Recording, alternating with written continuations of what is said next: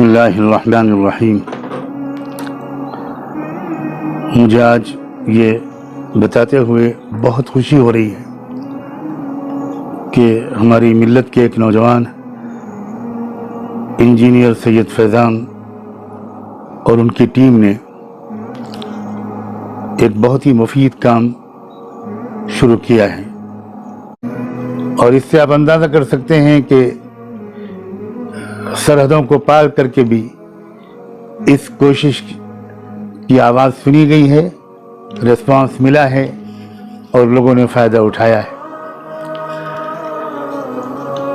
خدا کرے کہ یہ کوشش ترقی کے ساتھ جاری رہے، اس کا معیار بھی بہتر سے بہتر ہوتا جائے اور شریک ہونے والوں کی تعداد میں بھی برابر ترقی ہو، اور اس سے قوم کو بہت اچھے نوجوان کارکن ملیں، تربیت یافتہ، حوصلہ مند اور آسمانوں کو چھو لینے کی حوصلے رکھنے والے، بلند عزائم رکھنے والے لوگ۔ آنے والا دور مقابلے کا دور ہے، اور جس قوم کے افراد اور بالخصوص نئی نسل وہ صحت مند عزائم کے ساتھ اور سلیقے اور ڈسپلن کے ساتھ اگر وہ مختلف میدانوں میں خدمت کے کام انجام دے گی تو یہ دنیا بہت بہتر ہو جائے گی۔ ایک بار پھر انجینئر سید فیضان کو اور ان کی پوری ٹیم کو دلی مبارکباد اور پرخلوص دعائیں اور نیک خواہشات۔ الحمدللہ وکفی وسلام علی عبادہ الذین اصطفی، اما بعد۔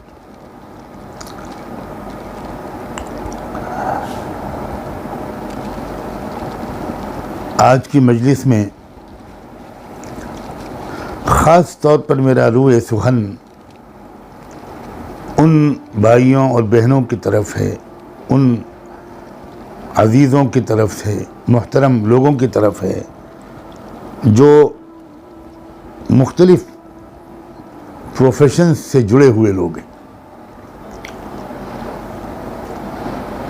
یعنی مثلا ڈاکٹر حضرات، طبیب حضرات، وکلاء، انجینئرز، ماہرین قانون، صحافی، جرنلسٹ لوگ،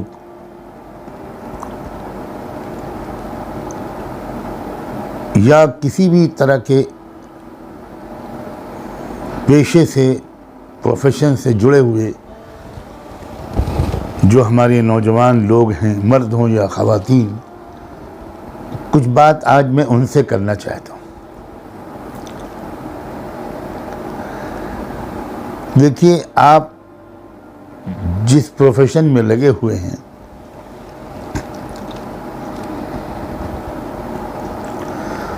اس پروفیشن ہی میں لگے رہتے ہوئے آپ بہت نیکیاں کما سکتے ہیں، اللہ تعالیٰ کی نگاہ رحمت کو اپنی طرف کھینچ سکتے ہیں۔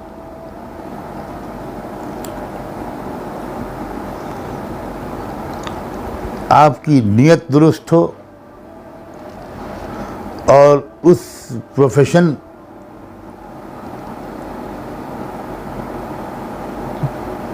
کو اعلیٰ درجے کی کوالٹی کے ساتھ ادا کرنے کی بھرپور کوشش ہو، اور اپنے اس پروفیشن کے ذریعے اللہ کی مخلوق کی خدمت کے مواقع بھی آپ تلاش کرتے رہے، اور موقع مل جائیں تو ان موقعوں سے بھرپور فائدہ اٹھاتے ہوئے خدمت کی نیت سے، یعنی کسی کی مدد آپ کر سکیں اس پروفیشن کے ذریعے تو ضرور کریں۔ ایک بات تو میں نے پہلی کوالٹی کی، اسلام کا ایک مزاج ہے کہ جو کام کرو اس کو اعلیٰ سے اعلیٰ کوالٹی کا کرنے کی کوشش کرو۔ یہ رویہ کبھی بھی اسلام پسند نہیں کرتا کہ سب چلتا ہے کہ ایٹیٹیوڈ کے ساتھ انسان کام کرے۔ تھوڑے کم معیار کا کام کرے. آپ چاہے کوئی برتن بنانے کا پیشہ آپ کا ہو,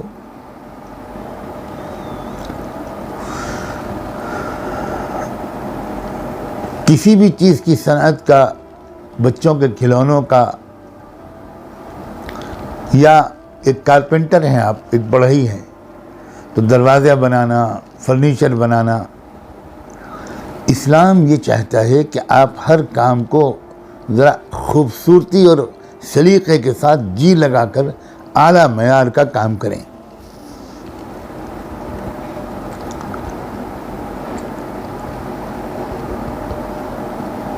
یہ ایک انقلاب تھا لوگوں کی سوچ میں, اور اس کے پیچھے اللہ جانے کیا کیا مقاصد رہے ہوں, کیونکہ اسلام ایک عجیب و غریب قسم کا مزاج رکھتا ہے.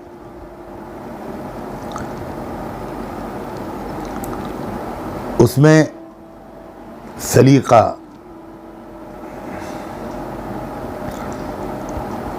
ذوق جمال, sense of beauty, sense of quality, اس کی رعایت بھرپور طریقے پر اسلام نے سکھائی. جب تصور کی آنکھوں سے سیرت کی کتابوں میں جو نقشے ملتے ہیں عہد صحابہ کے مکانوں کے, مدینے کی سڑکوں اور گلیوں کے,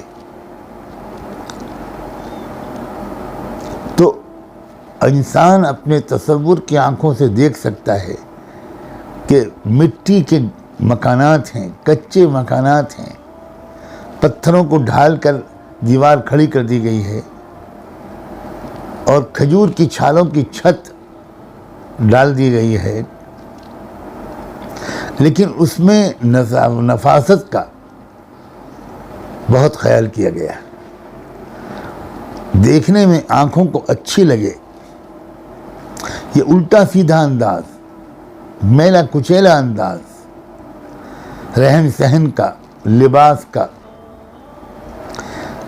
گھر کے اندر کا یا باہر کی سڑکوں اور گلیوں کا, یہ مزاج بالکل نہیں تھا جس مزاج کو ڈھالا تھا رحمت دو عالم صلی اللہ علیہ وآلہ وسلم نے. اس میں بلا مبالغہ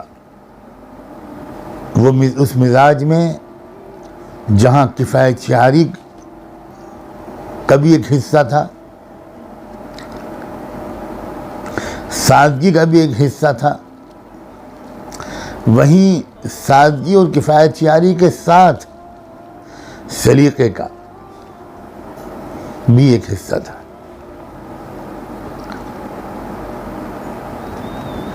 اس چیز کو اسلام نے گھٹی میں گویا پلا دیا تھا. آج ہم دیکھتے یہ ہیں کہ یہ ذوق ہمارا بہت کمزور ہو گیا ہے.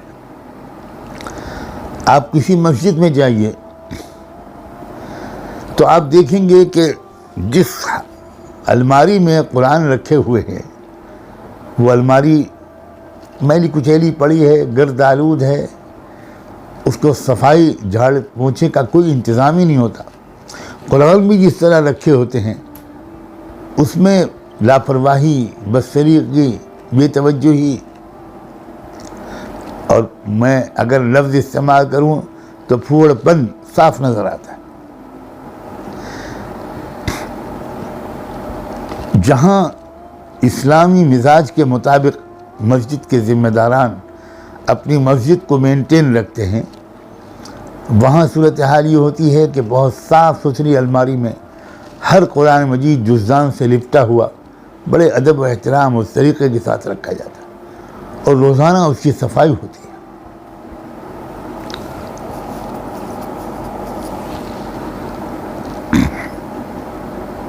آپ میں سے جو لوگ اللہ کی توفیق سے حرمین شریفین گئے ہوں گے, مکہ اور مدینہ گئے ہوں گے حج یا عمروں میں, تو آپ نے دیکھا ہوگا کہ آج بھی وہاں مسجدوں کی صفائی کس اہتمام کے ساتھ کی جاتی.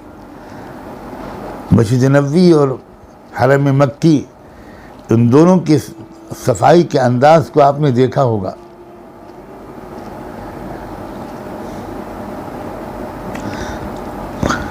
کس قدر چمچماتی ہوئی ہر چیز وہاں نظر آتی ہے اور اس پر کتنی توجہ کی جاتی ہے اور کتنا پیسہ خرچ کیا جاتا ہے.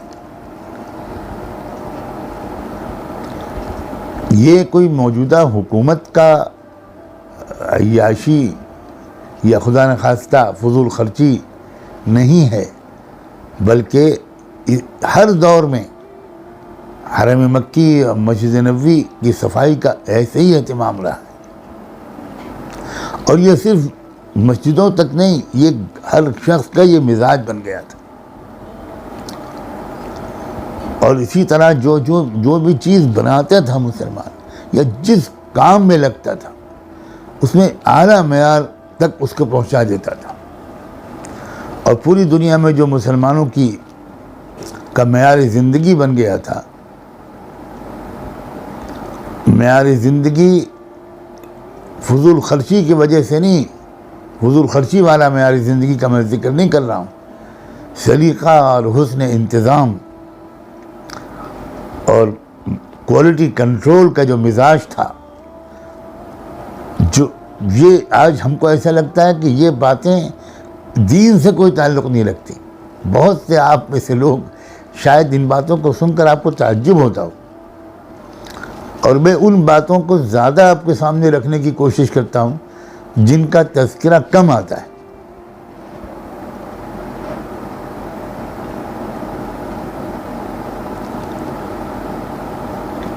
یہ کیوں اللہ کے رسول صلی اللہ علیہ وسلم نے ایک مزاج صحابہ کرام کا، صحابیات کا بنایا تھا؟ یعنی عورتوں کا ہاتھ بغیر مہندی کے دیکھنا اللہ کے رسول کو پسند نہیں تھا. یہ کیا ذوق ہے؟ اس ذوق کو اپنانے کی ضرورت ہے.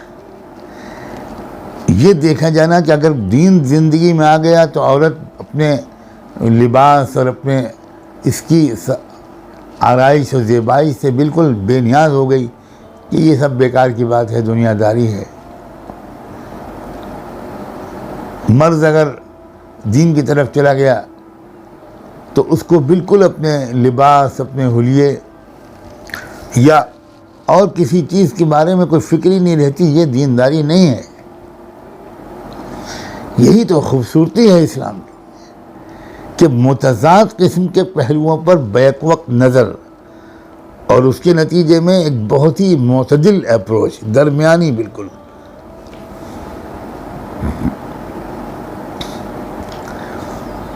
یہ کیا ہے کہ رسول اللہ صلی اللہ علیہ وآلہ وسلم جب گھر کے اندر داخل ہوتے تو پھر ایک بار پھر برش کر لیتے، مسواک کر لیتے. کیوں ہے یہ؟ آپ کو یہ بالکل گوارا نہیں تھا کہ کسی کو بھی آپ کے منہ سے کوئی بدبو آئے. اور آپ تو اتنی باریک باتوں کا خیال رکھتے ہوں گے کہ بیویوں کو بھی نہ آئے اور کسی کو بھی نہ آئے، ایون فرشتوں کو بھی نہ آئے.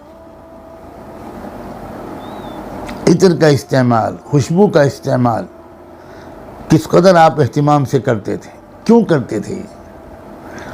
یہ وہی چیز ہے جس کی طرف میں آپ کے ذہن کو متوجہ کرنا چاہ رہا ہوں.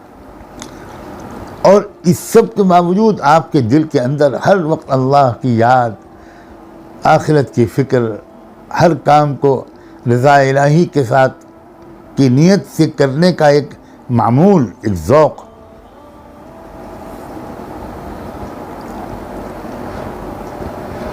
آپ ہمارے بزرگوں اور اہل اللہ کو دیکھیں، ان کی زندگی میں کس قدر یہ بیلنسڈ اور معتدل قسم کی اپروچ نظر آتی ہے. چنانچہ یہی کام، یہ چیز اپنی ذاتی زندگی کے ساتھ اپنے پروفیشن سے بھی جوڑ دیجیے. آپ جو کام کر رہے ہوں اس کو اچھی طرح کیجیے،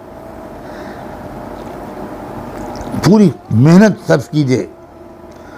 ڈاکٹر اگر آپ ہیں تو زندگی بھر تازہ ترین مطالعہ بھی کرتے رہیے. حکیم ہیں تو آپ دواؤں پر غور و فکر غذاؤں کی تاثیر پر غور و فکر کرتے رہیے اور امپروو کرتے رہیے اپنے پیشے میں. آپ انجینئر ہیں تو بہت نت نئی شکلیں سوچتے رہیے کہ ایک سستا اور مضبوط مکان کیسے بنایا جا سکتا ہے.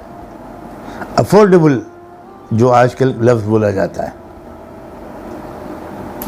اور اسی کے ساتھ ساتھ جہاں آپ دیکھیں کہ ایک شخص ہے جو غریب ہے اور اس کا کیس آپ کے پاس آ گیا تو آپ اس غریب کی ساتھ رعایت بھی کر دیجیے.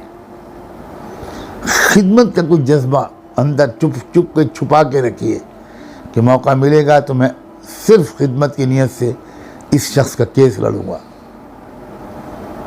یا ڈاکٹر اور حکیم ہیں آپ تو اسی طرح غریب مریضوں کی طرف بھی بھرپور توجہ. آپ کی یہ خواہش ہو کہ آپ کو جو اللہ نے علم یا فن دیا ہے, جو صلاحیت دی ہے, اس سے صرف پیسے ہی نہ کماؤں میں, بے شک میں اس کے ذریعے کچھ پیسے بھی کماؤں, لیکن روزانہ اس کے ذریعے سے تھوڑا سا کچھ کسی کی دعا بھی لے لوں, کسی کی خدمت بھی کر دوں.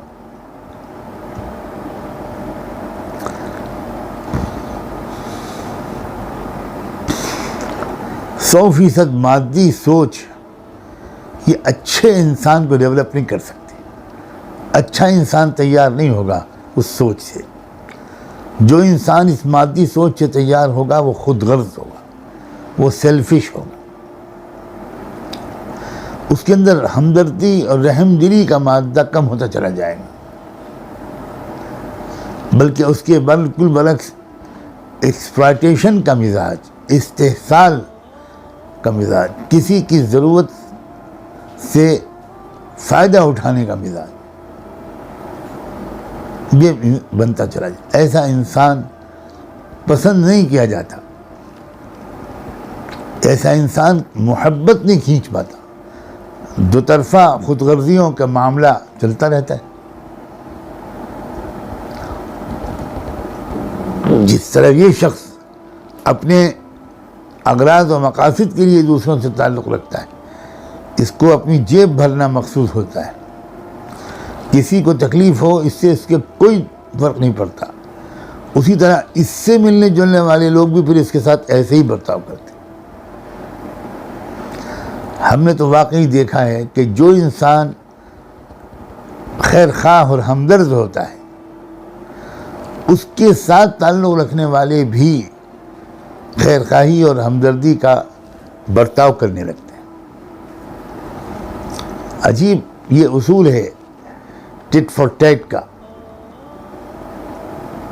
جیسی کرنی ویسی بھرنی.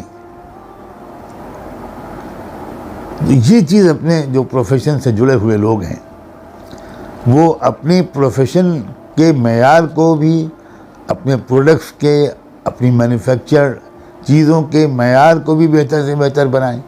جو کام بھی آپ کرتے ہیں اس کو ذرا جی لگا کر کریں, اچھی طرح کریں.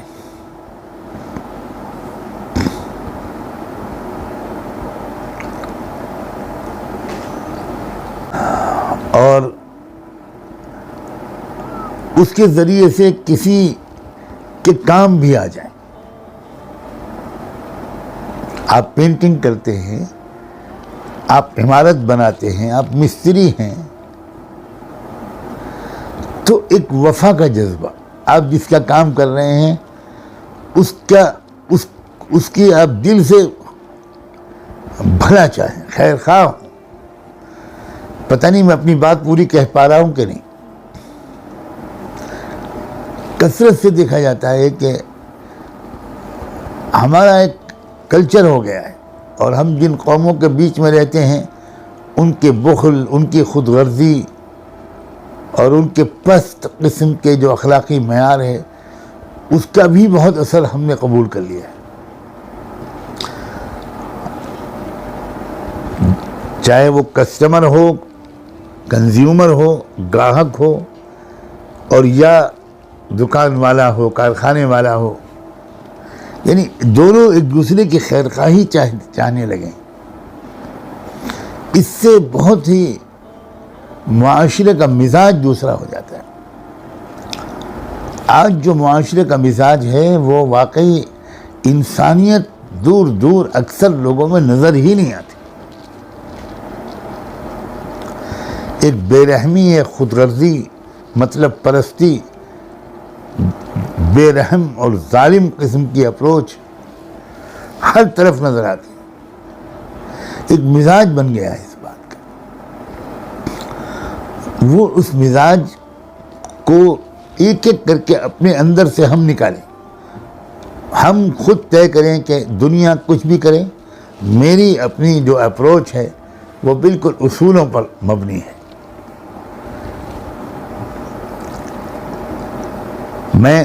لوگ میری خیر خواہی نہ کریں، میں دوسروں کی خیر خواہی کروں گا۔ میں تو ایک اخلاقی معیار اپنے پیشہ ورانہ زندگی میں بھی لاگو کروں گا۔ یہ نہیں کہ اخلاق الگ اور دنیا داری پیشہ ورانہ زندگی الگ۔ دنیاوی زندگی میں اتروں گا تو میں تو بالکل ایک نمبر کا خود غرض ہوں گا، اور اخلاق وہ کبھی کبھی کسی کے ساتھ برت دیے جائیں گے۔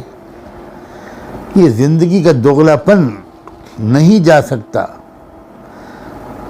دورنگی، یہ منافقت، یہ نہیں ہمارے کردار سے نکل سکتی جب تک کہ وہ ان باتوں پر دھیان نہیں دیں گے ہم جن کی طرف میں آپ کی توجہ مبذول کرنے کی کوشش کر رہا ہوں۔ یعنی عورت اگر کھانا پکائے تو وہ بھی اچھا کھانا پکانے کی کوشش کرے، الٹا سیدھا ٹال دینے والا مزاج نہ اپنائے۔ جو شخص جو کام کرے جی لگا کر کرے، اور چپکے چپکے نیتیں بھی اس کام کے سلسلے میں ایسی کرے کہ انہی کام سے اس کی روحانی ترقی بھی ہو جائے، اللہ کی نگاہ رحمت اس کی طرف متوجہ ہو جائے۔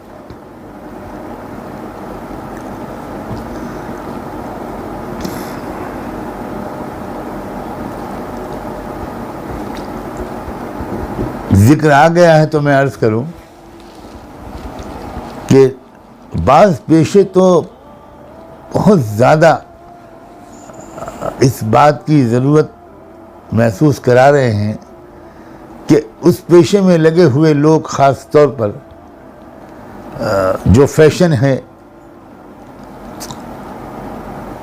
اس کے جتنے منفی پہلو ہیں اس سے اپنے آپ کو بچانے کی خاص توجہ نہیں کریں گے تو بہت ستم ڈھائیں گے۔ مثال کے طور پر کسی مریض کا علاج کرنا، یہ جو میڈیکل پروفیشن ہوتا تھا یہ تو واقعی خدمت خلق کے رنگ میں رنگا ہوا ہوتا تھا، اور بہت ہمدردی کے ساتھ خدمت کے جذبے سے لوگ علاج کرتے تھے۔ چنانچہ غریب کو بھی وہی توجہ ملتی تھی، وہی علاج مل جاتا تھا جو کسی امیر کو ملتا تھا۔ اب جو حالت ہے وہ ناقابل بیان ہے۔ کس قدر بے رحمی آ گئی ہے آج کل اکثر ڈاکٹری کے پیشے سے جڑے ہوئے لوگوں میں۔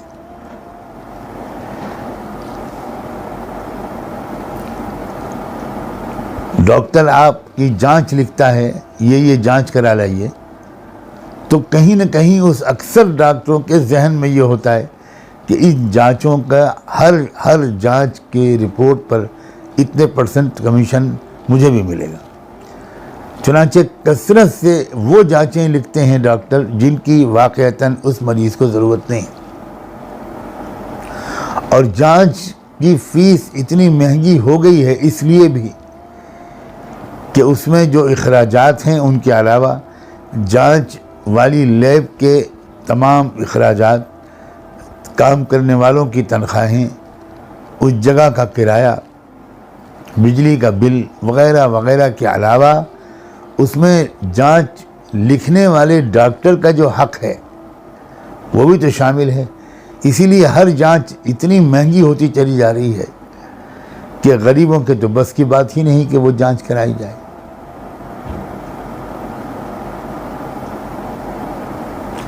اب آپ اگر ڈاکٹر ہیں اور آپ نے طے کر لیا کہ میں ایسا ہرگز نہیں کروں گا، اور آپ نے جو لیب والے ہیں ان سے بالکل صاف کہہ دیا کہ مجھے کوئی کمیشن نہیں چاہیے، اور صرف وہ جانچیں لکھی آپ نے جن جانچوں کی واقعی شدید ضرورت ہے، اور اس کو سستی کم قیمت پر جانچ کرانے کی فیسلٹی مل گئی. دواؤں میں بھی آپ نے دوا کو لکھنے میں بھی اس کا خیال رکھا، اور ہو سکے تو کسی غریب مریض کو ضروری دوا آپ نے اپنے پاس سے دے دی. یہ بہت اعلیٰ درجے کے اخلاق ہیں. اور جو شخص بھی اس طرح کی ہمدردی کے ساتھ خدمت کے جذبے سے بھی اپنے پروفیشن سے لوگوں کو فائدہ پہنچاتا ہے، اللہ تعالیٰ اس کو اس پروفیشن کی مہارت اور کامیاب طریقے پر اپنے پروفیشن کے ذریعے لوگوں کے کام آنے کی صلاحیت بڑھا دیتے ہیں. ایک وکیل ہے جو بہت ایمانداری کے ساتھ کام کرنا چاہتا ہے، اس کا مزاج لوٹنے کا نہیں ہوتا، جھوٹ بول کر غلط مشورے اپنے موکل کو دینے کا نہیں ہوتا. اس کی کوشش ہوتی ہے کہ جلد از جلد میرے موکل کو انصاف مل جائے.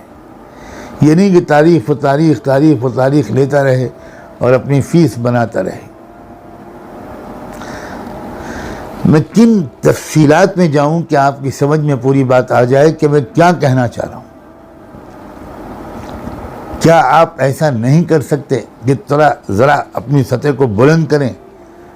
سماج میں جس پس سطح پر لوگ اس وقت چلے پہنچ گئے ہیں، آپ طے کریں کہ بھئی میں لوگوں کی دیکھا دیکھی کام نہیں کروں گا. میری زندگی کے کچھ اصول ہیں، میری دین اور میری دنیا الگ الگ نہیں ہے. میں دنیاوی مشغلوں کے ذریعے سے اللہ کی رضا حاصل کروں گا. یہ نہیں کہ میں نماز الگ چیز ہے اور روزہ الگ چیز ہے، بالکل سب ٹھیک ہے. میں رمضان میں اعتکاف بھی کر لوں گا، میں جماعتوں میں بھی نکل جاؤں گا، دینی مجلسوں میں شریک ہوں گا، کرتا پجامہ ٹوپی اور داڑھی بھی اپنی پہچان بنا لوں گا. لیکن جب گاہک میری دکان پر آئے گا تو میں خالص دکاندار رہوں گا. پھر یہ آخرت اور یہ سب ختم. جب میں کسی مریض کو دیکھوں گا یا میں کسی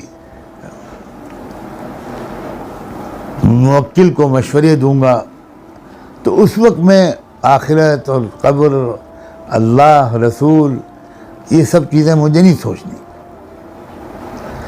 یہ دورنگی جو ہے اس نے ہمیں بہت نقصان پہنچا رکھا ہے. ہماری کردار میں وہ چمک اور نورانیت نہیں پیدا ہو پا رہی.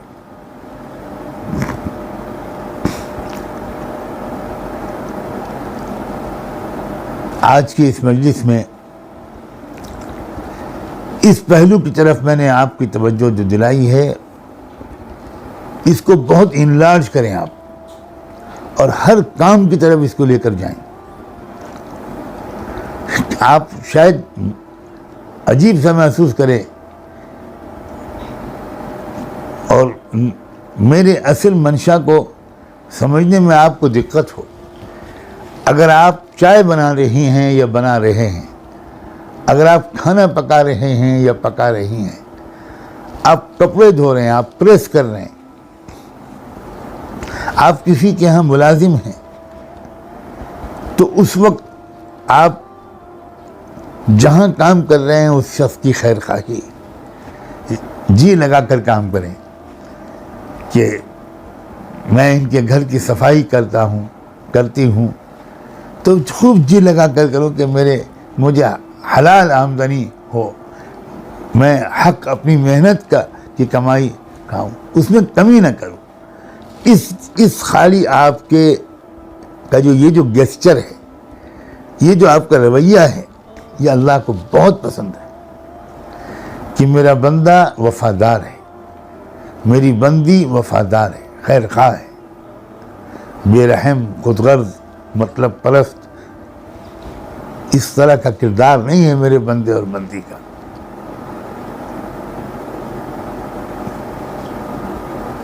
اگر آپ نرسنگ کے پیشے میں ہیں، اگر آپ کسی ہاسپٹل میں سروس کر رہے ہیں یا کر رہی ہیں، تو اپنی ذمہ داری کو بہترین طریقے پر ادا کرنا۔ آپ کو ایک موقع ملا ہوا ہے مریضوں کی خدمت کا،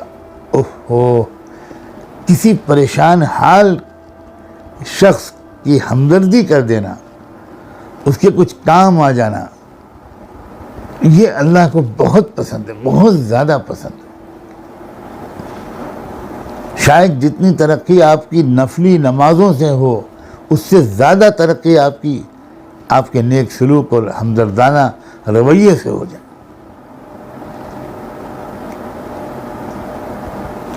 اور دنیا ترسی ہوئی ہے آج کل۔ آپ نے اگر اپنے پروفیشن کے ذریعے خدمت خلق بھی کرنا شروع کر دی تو آپ دیکھیں گے کہ کیسے نتیجے نکلیں گے۔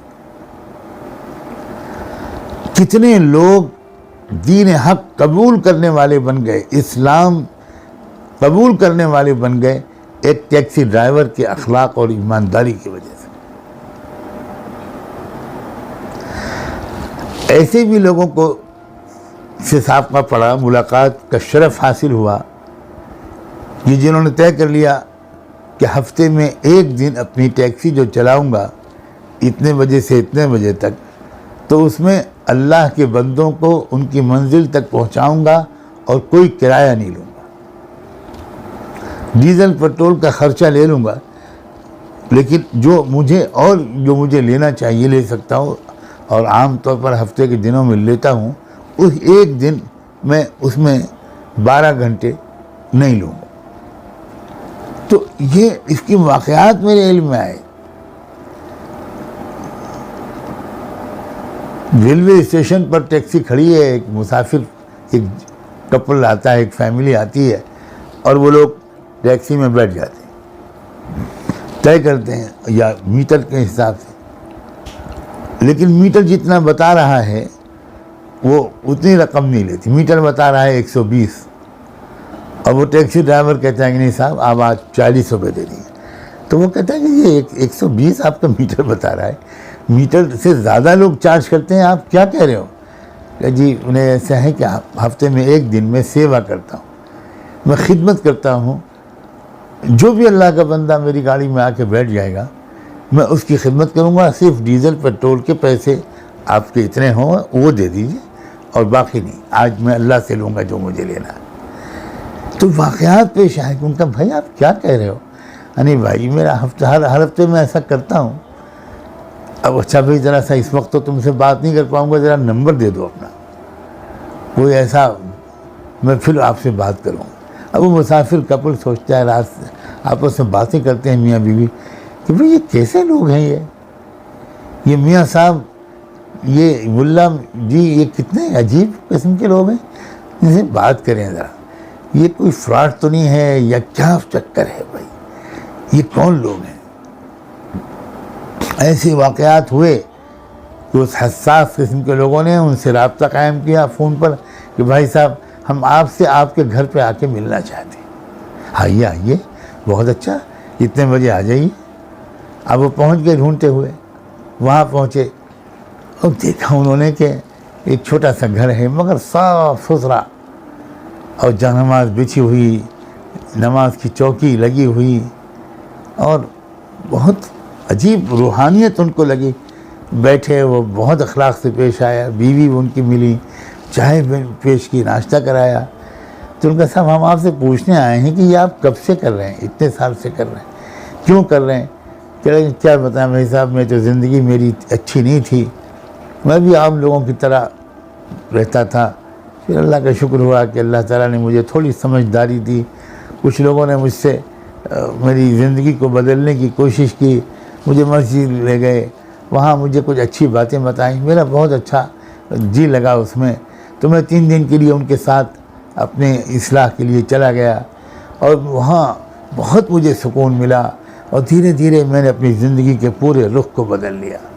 اب ہمارا پورا گھرانہ اسی رنگ میں رنگ گیا ہے، اور ہمیں یقین مانے ہفتے میں 6 دن جو زیادہ کمائی لے کر میں آتا ہوں، اس سے جو خوشی مجھ کو یا میری بیوی کو ملتی ہے، اس سے زیادہ وہ جو 7ویں دن میں کم پیسے لے کر گھر آتا ہوں، اس دن مجھے اتنی راحت ملتی ہے، ایسا لگتا ہے کہ آج میں اچھا انسان بنا رہا۔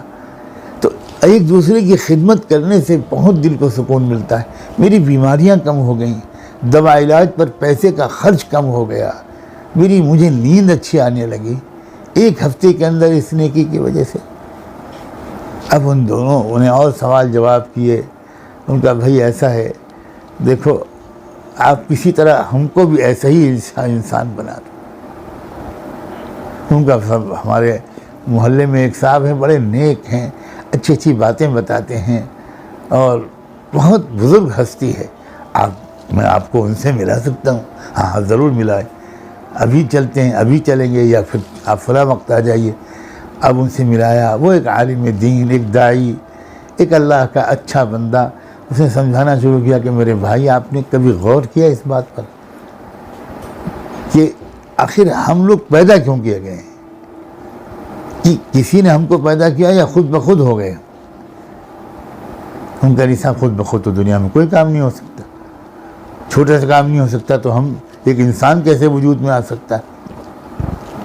کہا بھائی ہمیں اس دنیا میں ایک امتحان لینے کے لیے بھیجا گیا، کسی نے ہم کو بھیجا ہے، اور امتحان لینا مقصود ہے کہ ہم کیسے انسان بنتے۔ دھیرے دھیرے ان کے سامنے ان بزرگ نے بات رکھی اور سمجھایا، اللہ، قرآن، رسول، اسلام، آخرت، مرنے کے بعد ہوگا کیا، زندگی کا مقصد کیا ہے۔ ان کا صاحب بس ایسا ہے، ہم بھی اچھے انسان بننا چاہتے ہیں، ہمیں آپ بتائیے کہ کیا کرنا ہوگا۔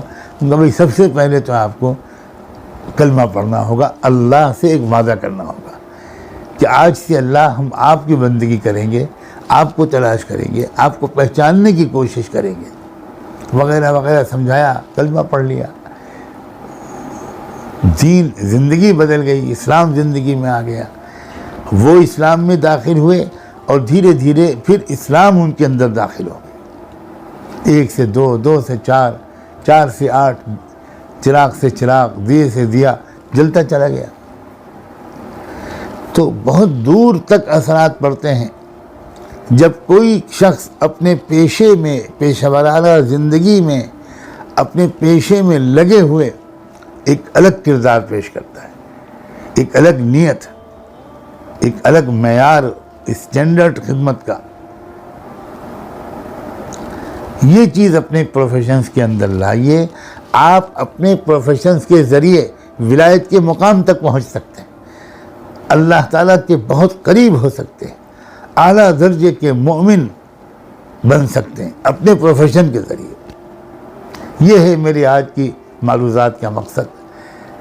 اللہ کرے کہ رمضان مبارک میں یہ جو باتیں میں عرض کر رہا ہوں، تھوڑی عام روش سے ہٹ کر اور مختلف اہم پہلوؤں پر ہماری امت کے الگ الگ طبقات سے مخاطب ہو کر جو میں ان پہلوؤں کی طرف توجہ دلانے کی کوشش کر رہا ہوں جن کی طرف عام طور پر ہماری توجہ نہیں جا پاتی، اللہ کرے کہ یہ ایک کامیاب اور مفید کوشش ثابت ہو۔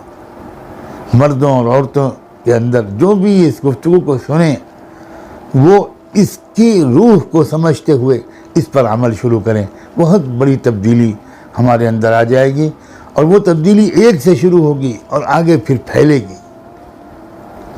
دل و جان سے دعا ہے کہ اللہ تعالیٰ ان باتوں پر عمل کی ہم سب کو توفیق عطا فرمائے۔ وآخر دعوانا ان الحمد للہ رب العالمین۔